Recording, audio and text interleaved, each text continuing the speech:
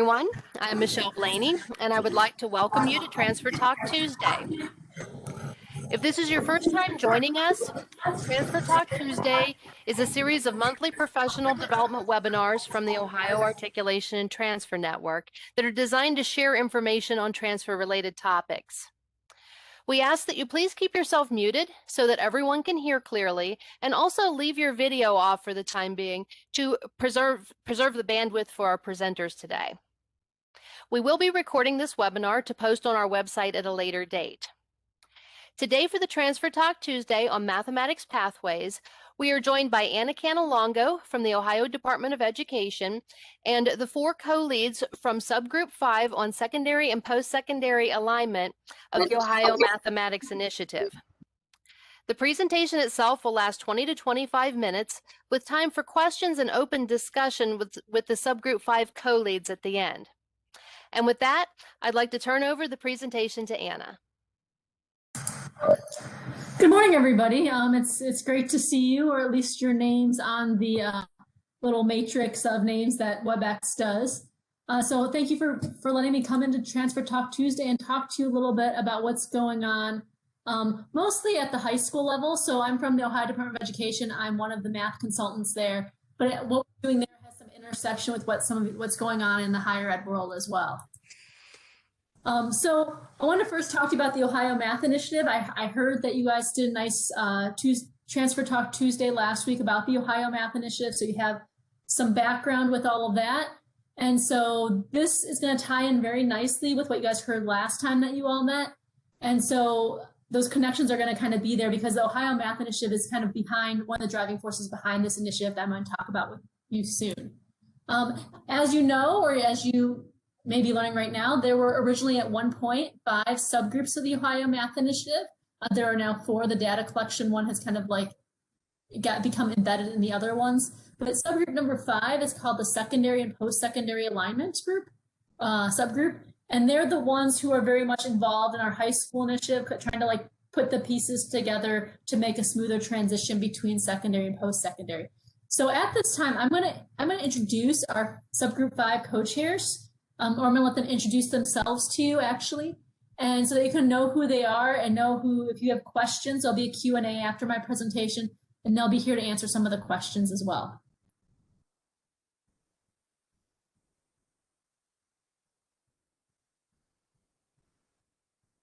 So do you guys? I will jump in. I'm Christina Hammond. I'm a curriculum specialist for Medina City Schools, formerly a high school math teacher, and I am also serving on the Ohio High School Math Architect Committee, where we've been doing a lot of the work with the pathways at the secondary level. I'm Lee Wayan from Columbus State Community College, Math Department. I sit on subgroup, the alignment subgroup, and I also sit on subgroup 2, which is for the OTM guideline criteria.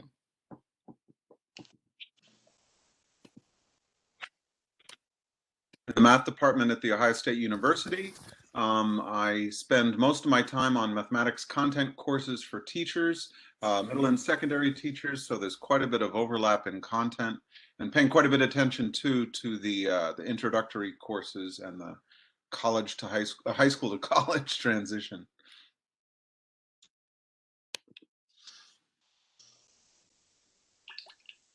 Hi, I'm Andrew Tong. I'm from Kent State University in mathematics. So I'm also on, like Lee, I'm on subgroup 5, subgroup 2, and I'm also involved with the Ohio Remediation Free Standard decisions. And you'll get to hear more from our co-chairs towards the end of this presentation. So first we're going to start off with what's going on in higher education landscape. Lee and Brad and Andrew can jump in if you have questions on this part. I'm going to give you a general overview. They have a lot more expertise in this area. Bridges to Success kind of was supporting the Ohio Math Initiative in a sense. It gave some funding to it, and they focused on structured degree pathways, math gateway courses, and co-requisite remediation. And so this has helped. So so this is a big push that's changing the mathematics landscape at higher education. We're going to kind of take a deeper dive into the Math Gateway courses because that's what we're going to go into a little bit more fully. But these other three things with the Ohio Transfer Module and the CoRecs also kind of support the Gateway Math courses as well. So what are the Gateway Math courses? So the higher ed institutions across the state, the 2 and the 4-year public universities have decided that college algebra wasn't working for all students. College algebra, they found, I think they did a study and they found that 10% of students in college algebra actually went on to calculus, and yet it was a barrier for many students in graduation and earning that entry-level degree. And yet they took a deeper dive, they realized that college algebra content wasn't really useful for all majors. So for example, if you're a fine arts major and you couldn't graduate from college, you couldn't pass college algebra, you couldn't get a college diploma, but yet college algebra content is irrelevant to your career field. So what they did is they developed entry-level math courses that are paired to students' majors. So for example, if you're a fine arts major, you might take a quantitative reasoning course, and quantitative reasoning is a course that reasons about numbers and units and emphasizes mathematical thinking and real-world context and collaboration. Statistics, if you're nursing, you might have a social work, you may need a statistics course instead that may be more relevant to your degree program. There's still some new emerging pathways in Ohio: data science, technical math, discrete math, and math for elementary education. So right now, all the higher education entities in Ohio have at least said that they're going to be going in this direction. Now, with implementation is a continuum, so some have all 3 of these entry-level math courses, some are working towards that, but they're all will be that in the future. Some institutions may have more than these three entry-level math courses available for their students, and these are some of the ones coming up. And so in addition, there's Ohio Transfer Degree Guarantee going on, and this will be important for some of our work at the high school level too. So there was, from my understanding, and I might be not speaking as precisely as I should, not being from DHE, but there was an issue with transfer from 2-year to 4-year degrees. And so what happened is the institutions are coming together, and Lee could probably speak on this, as well as Andrew, as they've been doing a lot of work in this, is that they've been coming together as 4-year and 2-year institutions, approving courses that could transfer into from a 2-year degree to 4-year degree program.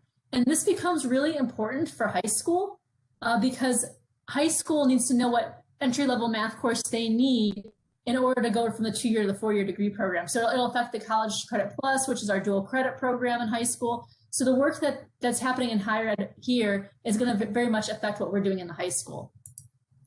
And this is still a work in progress. I don't know if you know Candace Brand. She probably has come to talk to you at one point or another from ODHE. And so these are the completed degrees so far. I think there's 1 more or 2 more that are completed since I made this slide. But you can see that, business majors and STEM majors need calculus, needs arts and humanities, needs a quantitative reasoning course.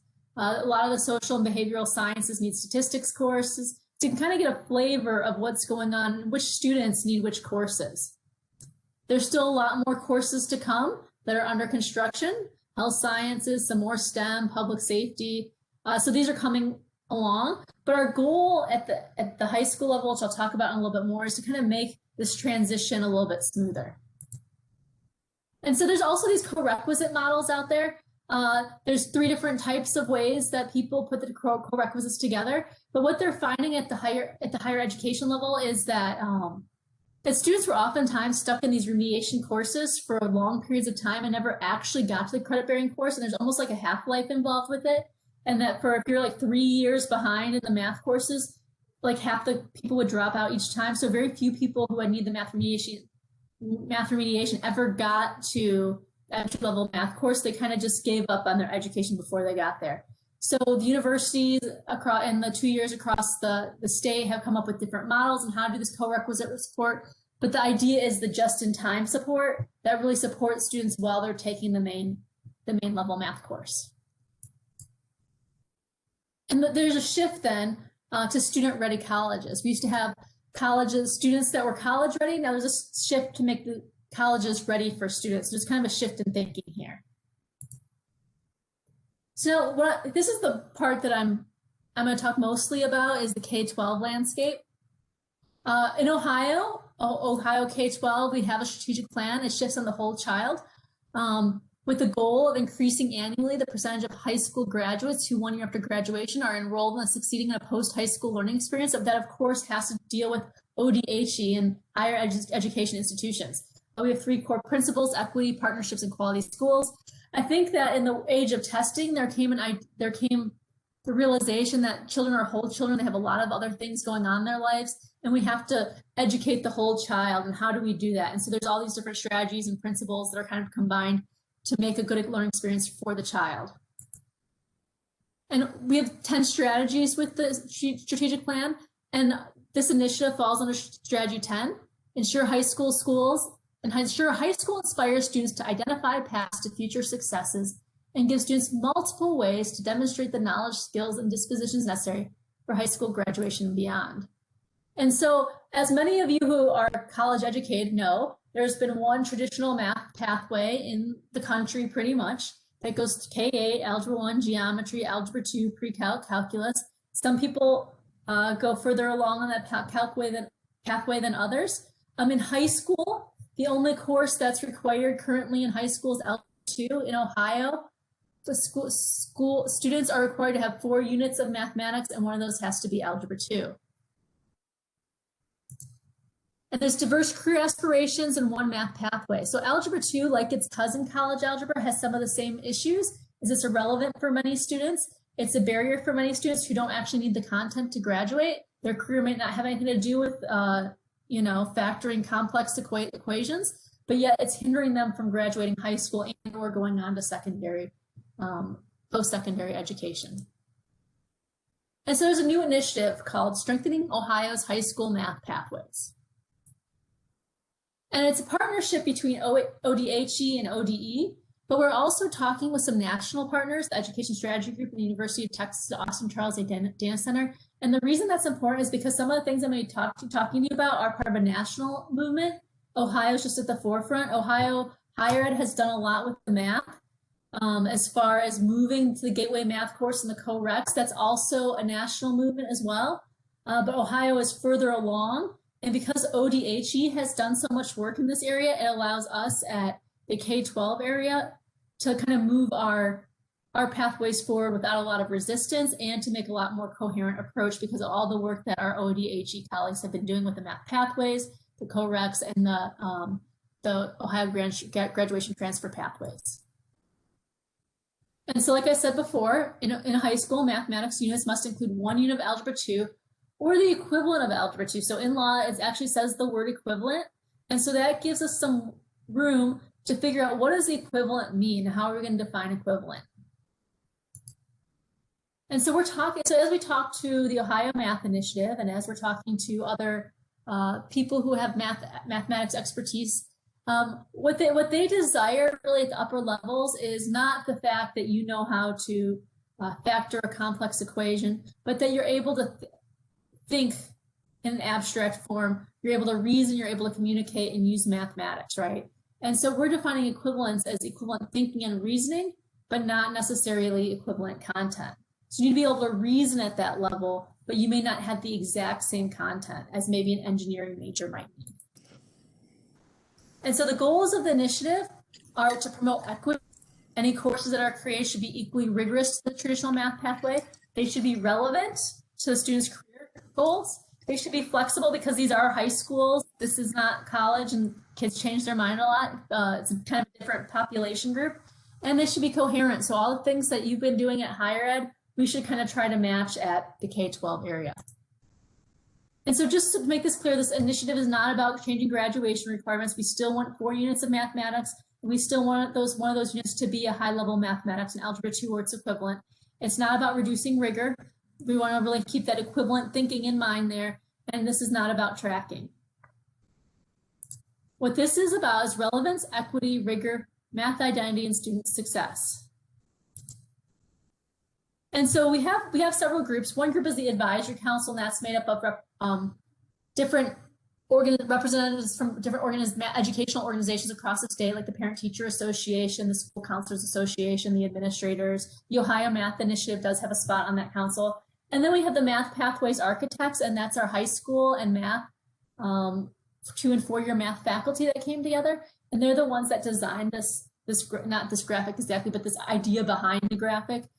Christina and Lee and Brad are on that architect group.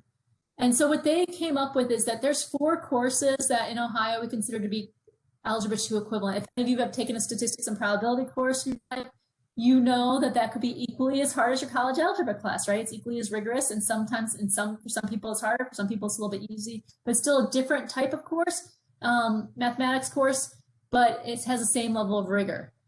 So that would be considered an equivalent to Algebra 2. Quantitative reasoning about, like I said, numbers, units, and real world contexts. Data science foundations, which is kind of looking at big data and kind of merging that and computer science together to make decisions about data. And then a discrete math, computer science combined course there. And the idea is that students could take one of these courses and it could be deemed equivalent to Algebra 2. What we're finding nationally, and actually internationally even, is that all the top emerging careers need statistics and probability. They need big data, they revolve around big data, and they revolve around computers. So this will also give us more of an educated workforce. And if you notice that these are also STEM, a lot of these pathways are additional STEM pathways. So we have Algebra 2 is for calculus-based STEM, but for stats and probability, that could be for a stats-based STEM. Computer science could be computer science-based STEM. There's a lot of STEM areas that don't require calculus now as the world of STEM is kind of growing.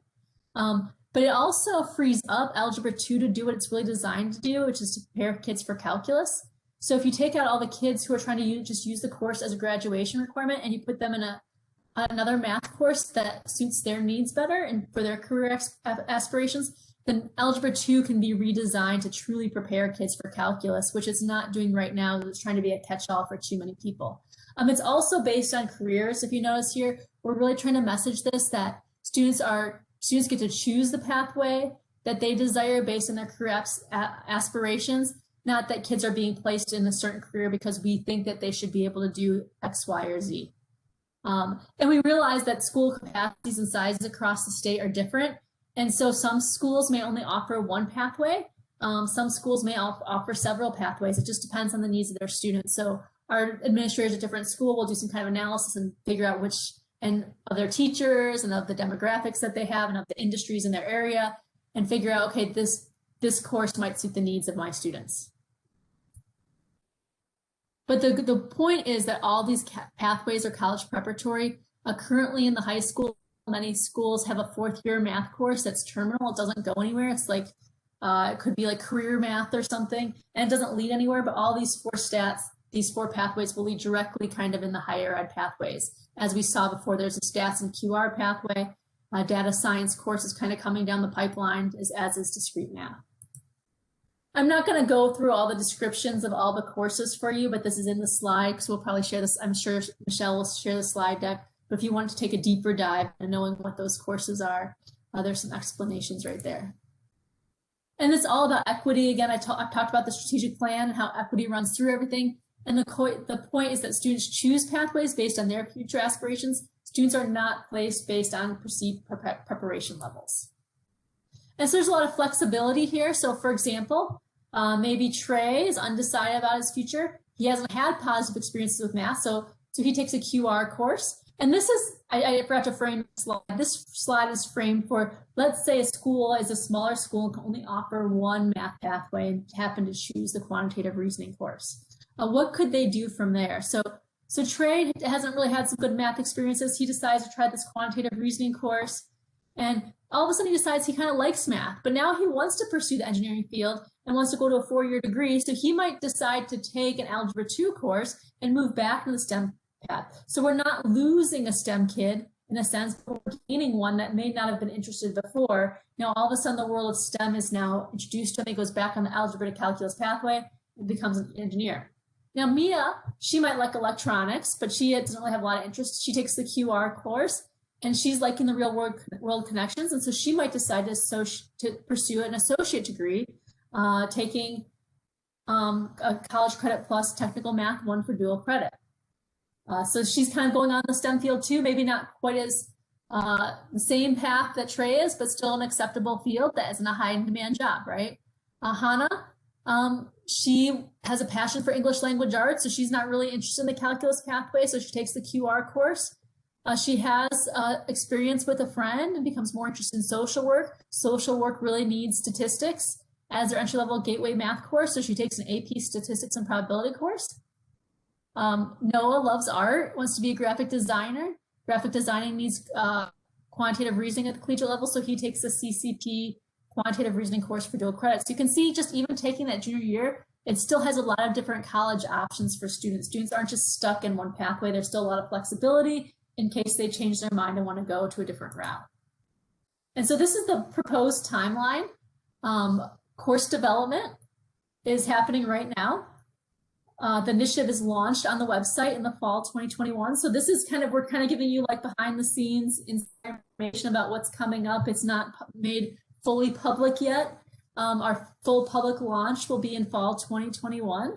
In fall 2021, the quantitative reasoning and data science foundations are being piloted. The quantitative reasoning course has actually been piloted for a few years, but we weren't able to collect data because of COVID. So it's growing, but we still have to do some of the work, the initial work with the collecting data around the quantitative reasoning course. In fall 2022, that would give schools a chance to implement the pathways at Algebra 2 equivalency courses. And then we'll hopefully pilot the computer science discrete math there and expand the other 2 pilots across the state. We're not planning on piloting Algebra 2 or statistics and probability because there's a lot of resources out there already for it. But because the quantitative reasoning course, the discrete math, computer science, and the data science courses are so new, they need a lot of teacher training and they need a lot of course materials that may or may not even exist yet. So in some cases, we're actually developing the curriculum. I know Lee is on one of our committees to develop the curriculum. I think Christine is on the Algebra 2 committee just to kind of look at the Algebra 2 standards, and Brad's on some of our committees as well. But the idea is we're going to pilot the ones that aren't up there, stats and prob and Algebra 2. We will support in some way, maybe give professional development, but not pilot probably. But so you should expect students to start having access to a lot of these in fall 22. So that means fall 2023, fall 2024. You'll start seeing students in your universities that have some of these other things on their transcript besides Algebra 2. And so this is the quantitative reasoning pilot. You kind of see how it's growing. So in 19 were all the red stars, and then green was 20 stars. So we had a lot of schools that even chose to stay in despite COVID. We gave schools the option to bow out because of COVID. Many schools still stayed in, as you can see, and it's growing. So I think we have 97 schools that want to be part of the pilot. I actually just got an email today, so we might have 98 across the state. So that's a large number. We have over 120 teachers who will be involved in this pilot. It's across various typologies. So you can see these are some preliminary numbers. So you can see there's about 16 to 18 rural, 21 small town. These are the people who applied. We're trying to accept all that applied this year. To finalize this, they have to sign their paperwork and stuff. So these numbers may shift a little bit. But you can kind of see that the rural think it's great, small town, suburban. I actually, before COVID happened, I could go into the schools and talk to the kids, and the kids in the rural communities and the kids in the urban communities and the kids in the suburban communities all felt like this quantitative reasoning course was worthwhile. They could tell me ways they would use it in their future, and they were very excited about the course. And you can also see, even though we have more in Northeast and Southwest Ohio, it is present in all 3 areas of the state. We also have some private schools and some CTE schools and community schools involved as well. And that's my presentation, and we can take questions for me, or we can start going to the Q&A for the subgroup 5 members. So I will stop sharing my screen and I will let people talk. Thank you, Anna. I said, before we move on to questions from our attendees, I want to thank everyone for attending this Transfer Talk Tuesday. And I'm hoping that those watching will tune in again in March for a Transfer Talk Tuesday on Ohio's Credit When It's Due initiative. Visit our website for a full list of topics and dates for our upcoming Transfer Talk Tuesdays. Also, I want you to watch in the chat. Zoe is going to chat out a link to a feedback survey on today's webinar. So please let us know your thoughts, as well as any suggestions for topics that you would like to learn about in the future. So at this time, if anyone has any questions or just open discussion, please feel free to unmute yourself or type those questions into the chat box.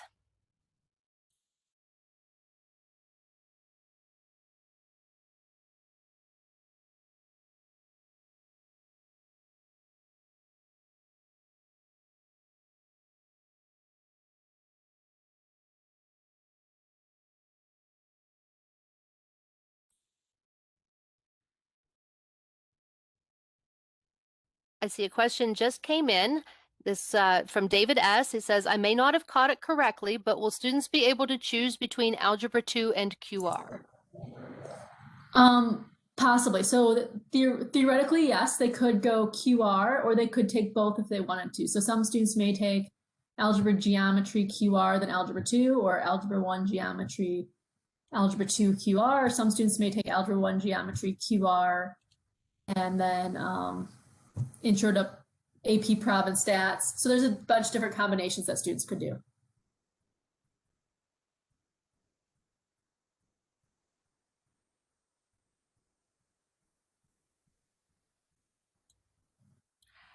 Next question from Sue Judd. How will prep for ACT, SAT be impacted when students opt for an alternate to Algebra 2? That's a good question. So we are trying to deal with that at the state level. Our committee members, or sorry, our work group members are looking at doing an ACT, SAT alignment. So with the quantity, it won't be a direct alignment because it doesn't make sense to do that. We're looking to see what they really need to be successful in the ACT versus the SAT. The ACT seems to be a lot friendlier in terms of context, but you could need to get a remediation-free score.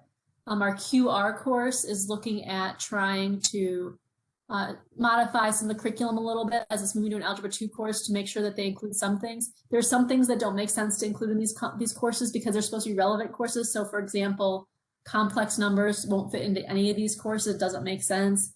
But we might be able to fit some trig in there, some advanced trig. You can get a pretty decent score in the ACT from my understanding from what we're looking at their documents online with just taking algebra and geometry. Now, statistics and probability, that work group is going to be meeting in a couple of weeks. And one of their tasks is going to be, do we just teach a statistics probability course or do we take some time out and do we do a little Algebra 2 review in February as a unit just to help with ACT or SAT? I don't know what they're going to conclusion they're going to come to. The data science group is going to do the same thing. I'll kind of look at that. We know it's an issue, but we also know that there's been a lot of talk on multiple measures at the higher ed institutions too. And so we're trying to figure out how all that works. We don't want to hinder students. We want to help students. So there will be an ACT, SAT alignment, and we're also going to collect some data around that too when we do an evaluation of these pilots to see what's actually happening with that.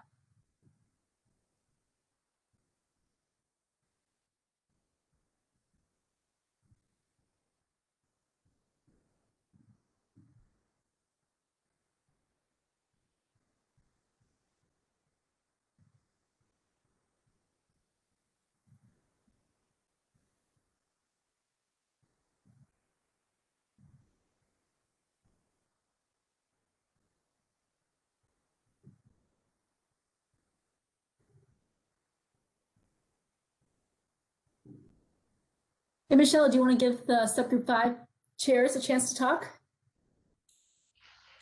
Oh, sure. As far as the co-leads, if there's anything that you would like to add or any kind of open discussion questions, feel free to chime in.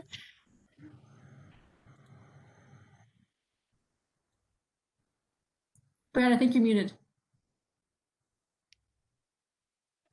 I wanted to amplify one thing that Anna said about the ACT. If you look at the ACT specifications and standards, it's pretty clear that a solid understanding of middle grades mathematics and algebra 1 and geometry actually is enough to get a college-ready score.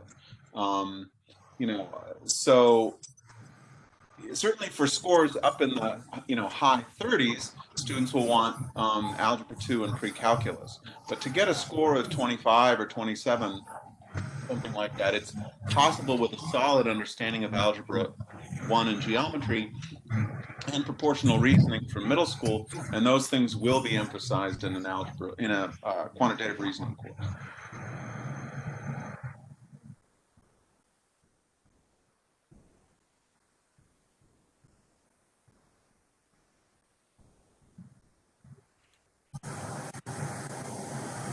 So I have a question. Since the pathways at the high school level are already underway, that students are starting to enter those pathways, when can our institutions start to see these students coming in with the Algebra 2 equivalents? So right now, next year will be the first year that anyone will be able to do it for the Algebra 2 equivalents, but it'll just be a small subset. It'll be the ones that were actually participating in our pilots of the data science and the QR course. And it'll be mostly juniors, but it could be a couple seniors. So you could start seeing it in 22, 23, start trickling in. Most schools will be implementing the 22, 23 school year. So you'll see most students probably as juniors. And so you'll see most students probably starting to enter the high school around 2025 was probably when we start seeing kids implement that, I think.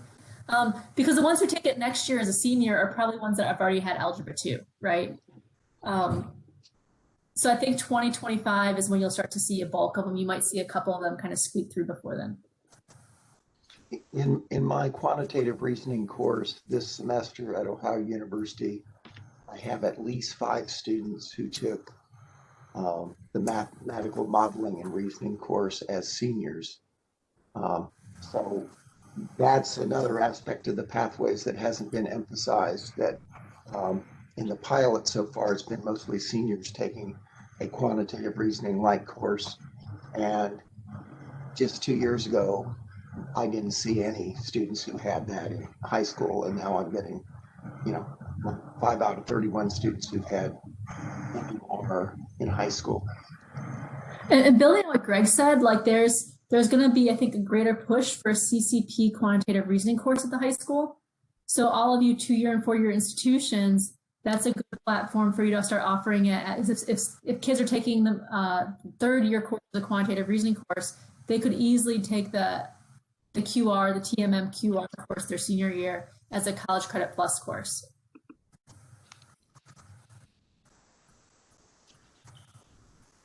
One additional question in the chat from Paula Compton. Do secondary institutions make these changes?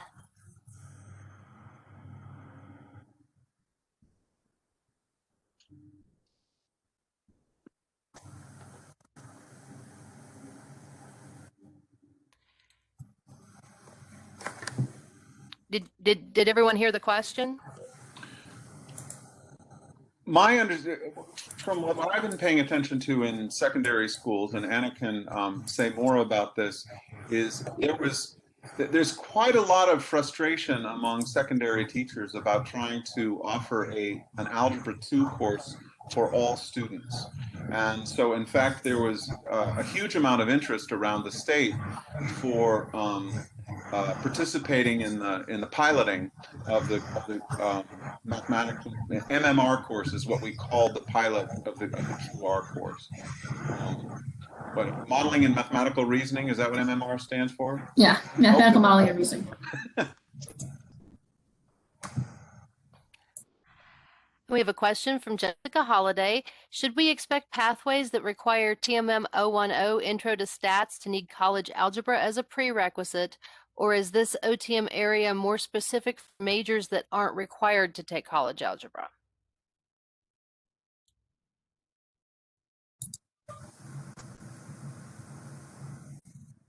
Lee, do you want to answer that one?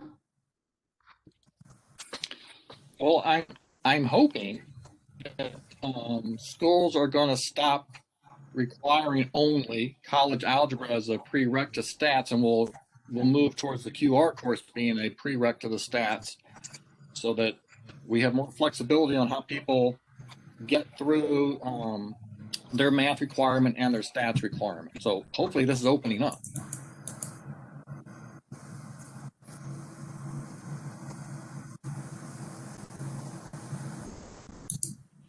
Stats doesn't require anything in college algebra.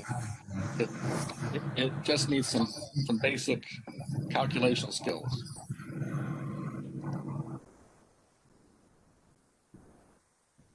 I will say for secondary institutions, I'm speaking for all of us, yes, we like the changes. I'm a math person, so I'm up the STEM lane, and that's what I want to study, and I want to study it seriously. But I want my students to be able to do that too. And the college algebra is serving currently and has been serving too many students. So I am pushing for this.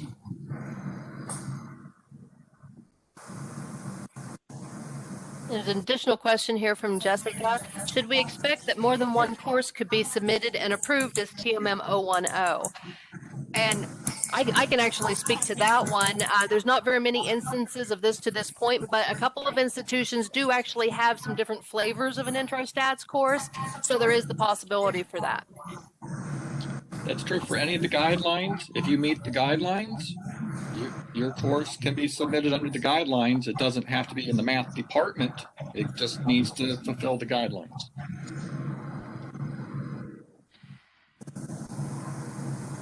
We have a comment here from Phil Blau. I thought the intermediate algebra used to be a prereq for OTM stats, but now it is the content of the stats course itself and not the prereq that makes it college level. Correct. Institutions are now free to make their own co-recs for math courses. So it is the content of the course itself that is now deciding its college level. Learning outcomes, really, instead of content.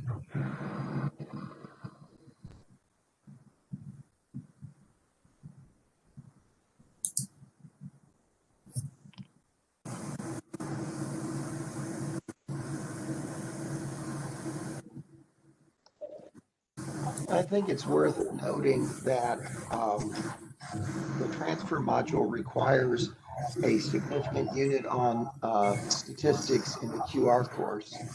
So it's a natural prerequisite for stats. College algebra is not. Really, the only good thing college algebra does for stats is that you get a more mature student, but not necessarily because of the content.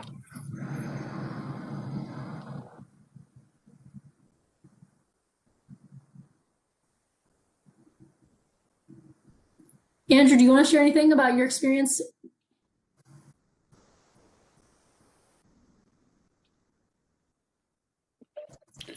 Sure. I think one of the good things about these different pathways is that it does allow us to focus much more on mathematical reasoning, on thinking, critical thinking, than the traditional college algebra courses did. And statistics and QR are very good for that in different ways. There's no way they depend in any way on college algebra.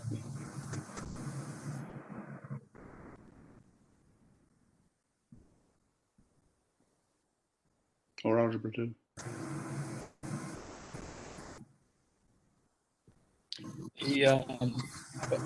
As I think maybe Anna was saying, only 10% of students that have been taking college algebra ever get to calculus anyway. So the vast majority of our degrees, our students, they don't need that kind of algebra approach. They do need the reasoning. That is what their program really needs, and that is a huge majority of our students. So really, we're hoping the QR course becomes the default gateway mathematics course that you take if you don't know what you're doing, because probably you are going to need the QR course and not the college algebra course. It'll take us a while to get there. So one thing I think is that the statistics and QR allow us to seriously reduce the amount of remediation that's taught in colleges. And this makes it much easier and much more reliable for students to actually complete their college degrees. So this is a way of opening things up in ways that are actually important for students once they leave higher ed.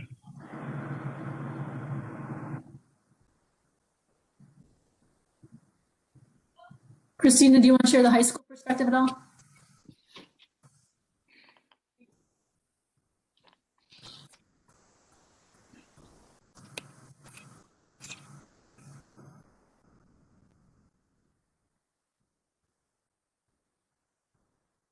She may have dropped off.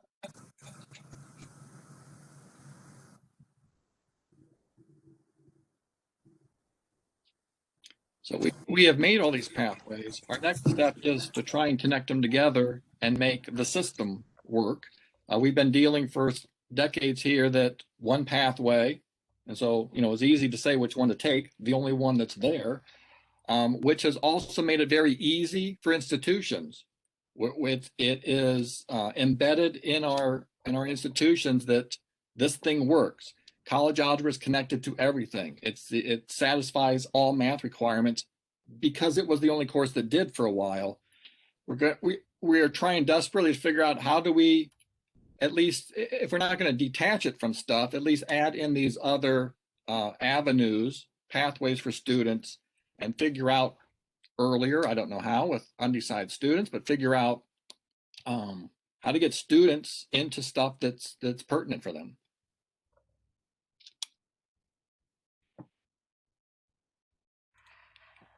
Christina chatted that she was having some trouble with her audio, so she was talking, but we can't hear her. Well, we have about 2 minutes remaining in our time for Transfer Talk Tuesday today. So are there any last minute questions or comments from the attendees?